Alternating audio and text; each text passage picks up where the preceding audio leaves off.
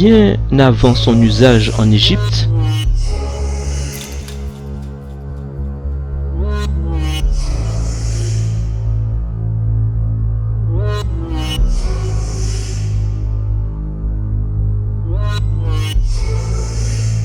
la première femme à se peinturer était une prostituée du nom de Sémiramis,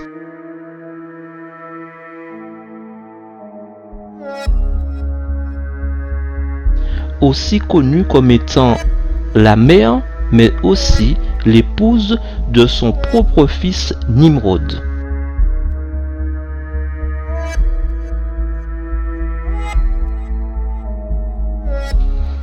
Elle est entre autres la fondatrice de la religion babylonienne mystérieuse qui est du reste directement impliquée dans la vraie origine de la fête de Noël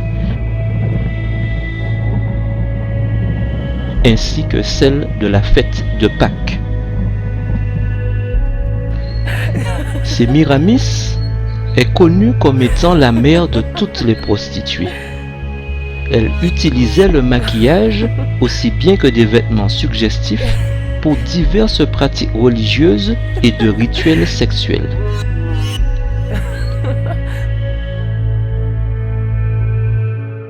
Tiré du même ouvrage de la page 1116 à 1117, la citation suivante décrit le style de vêtements suggestifs qu'elle portait et plus tard les Égyptiens après elle. Notre connaissance de la tenue d'Égypte ancienne provient d'une part des anciennes peintures et sculptures, puisque très peu de vêtements ont été conservés. Les plus anciennes représentant des femmes les montrent soit nues ou vêtues de jupes de lin blanc moulantes jusqu'aux chevilles, avec une variété de statues, peintures et de bustes encore existants de l'ancien temps. Leur description nous montre comment les Égyptiens utilisaient les produits cosmétiques et leurs vêtements moulants pour plaire et mettre en avant leur sensualité.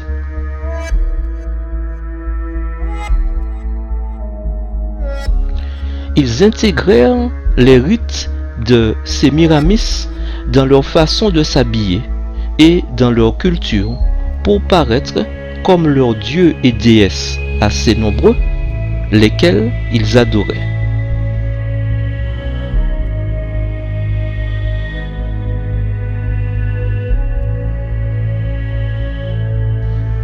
Dès lors, était-il généralement compris, admis et déclaré à l'époque, tant de la bouche de la gente masculine que celle des femmes, que seules les mauvaises femmes portent du maquillage.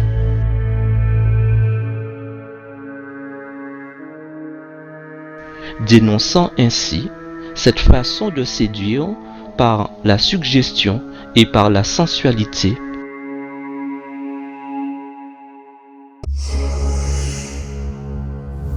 unissant la nudité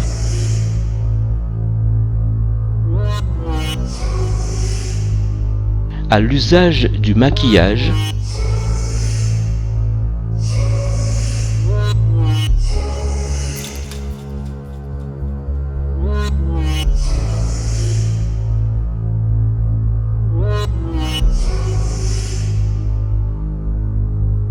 dont toutes deux s'opposent d'ailleurs à la modestie et à la vertu.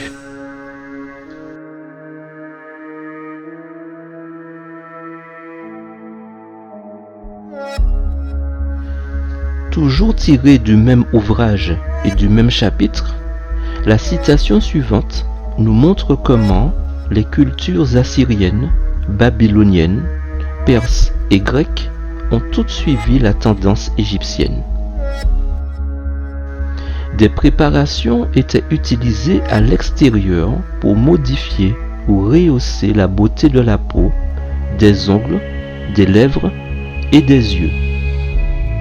L'utilisation de la peinture pour la peau comme décoration et pour les besoins religieux était commune. Les Égyptiens utilisaient le col pour foncer les yeux.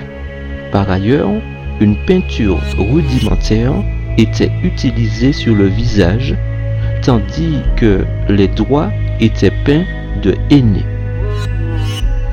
Les produits de beauté ont été à leur apogée dans la Rome impériale, spécifiquement la craie pour le visage et le fard aussi bien pour les yeux que pour les lèvres. Plusieurs des femmes qui utilisaient les produits cosmétiques dans ces cultures suivirent donc l'exemple de Sémiramis en adoptant l'usage de produits cosmétiques pour pratiquer la prostitution. L'histoire même nous montre comment des femmes s'ingéniaient à s'appliquer du maquillage pour changer leur apparence et ainsi chercher à séduire les hommes. Les prostituées et les dames, femmes qui leur appartenaient, étaient quant à elles spécifiquement identifiées par leurs bijoux, leur maquillage et leurs vêtements de soie. En outre, dans la Sparte ancienne,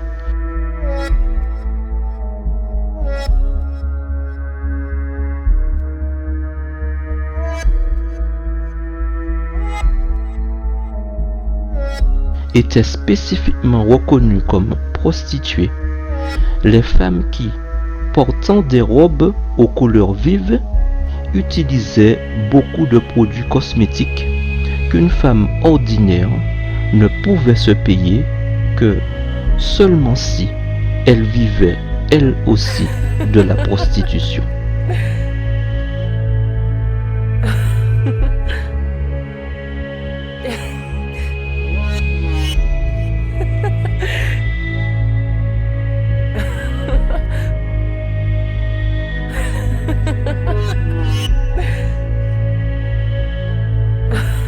Les premières femmes à utiliser les produits cosmétiques étaient donc des prostituées.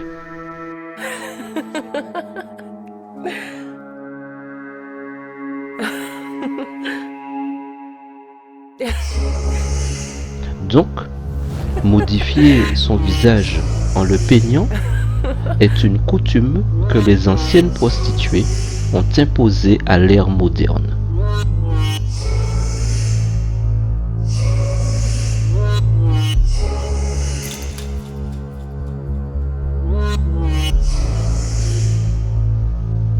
Les produits cosmétiques n'étant rien d'autre que des subterfuges utilisés par les prostituées, ont donc pour but d'attirer l'attention d'hommes vulnérables par la diversion,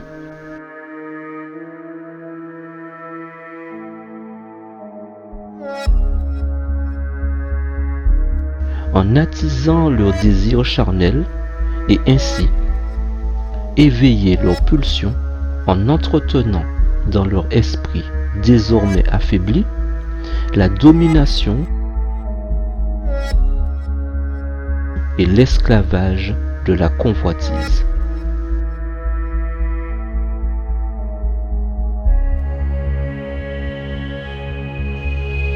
C'est une leçon d'histoire et donc de vérité qu'il serait bien difficile cette fois de tenter de nier ou même de maquiller pour en atténuer la laideur.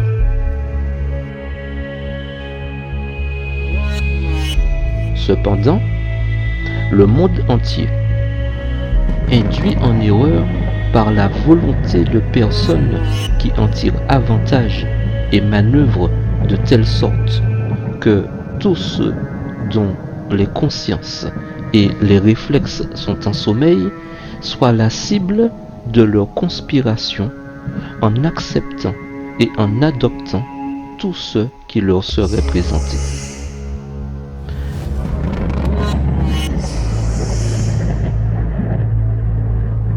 Maintenant que nous connaissons l'histoire et l'origine des produits cosmétiques,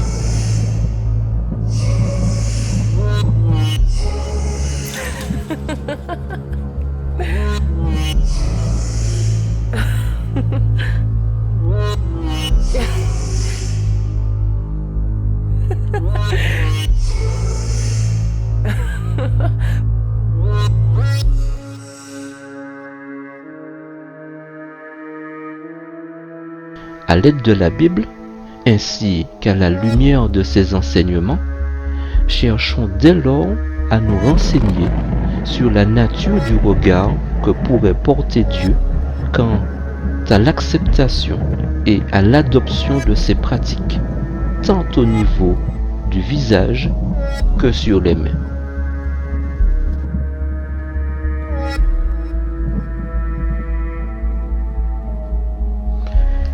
Décrite dans Apocalypse 17, verset 5, une femme appelée Mystère, surnommée Babylone la Grande, considérée comme étant la mère des impudiques et des abominations de la terre, vêtue de pourpre et d'écarlate, parée d'or et de pierres précieuses, assise sur une bête, elle-même écarlate, est à l'image du système, la grande fausse religion que prétend être la chrétienté contemporaine.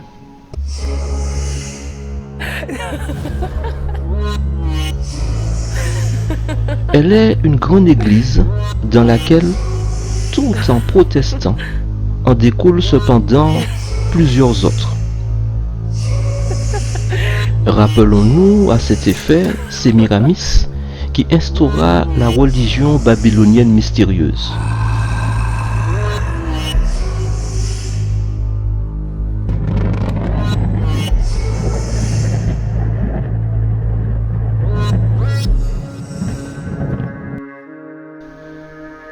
Elle était la première prostituée et la religion qu'elle fonda lui survécut des milliers d'années encore après elle.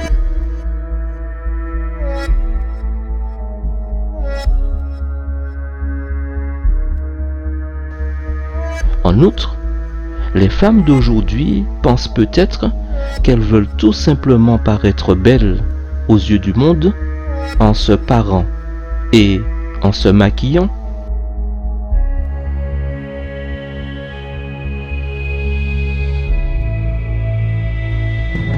Tandis que pour Dieu,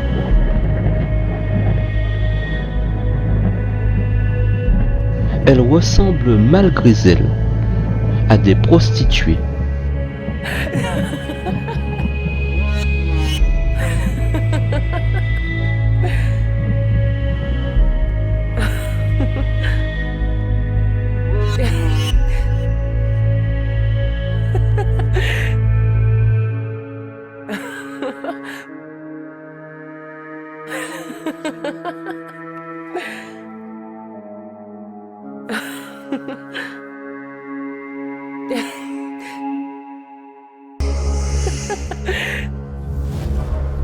Vu qu'elles utilisent non seulement les mêmes procédés, mais aussi les mêmes matières premières de ces dernières,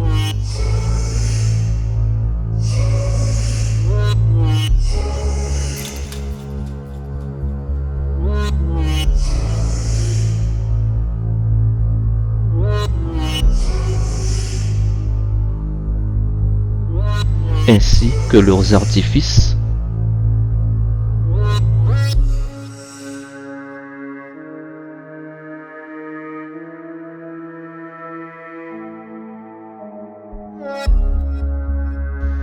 et ce, en dépit de leur modernité.